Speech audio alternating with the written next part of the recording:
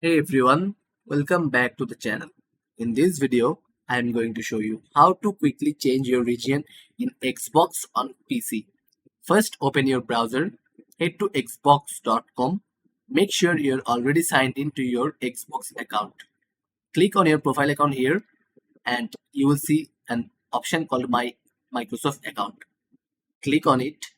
This will take you to your Microsoft account dashboard. From the left menu, click your info, this one, and then scroll down until you see the country or region option. Click on edit profile info here, and then you will see a drop down, and you can see this one. You can change your location here. I have changed it, and once you have selected your preferred region, scroll down and click save. That's it. Your Xbox region has now been updated. Keep in mind that changing your region may affect store content or subscriptions. If this video helped you out, be sure to give the video a like and subscribe for more Xbox PC tips. Thanks for watching. See you in the next video.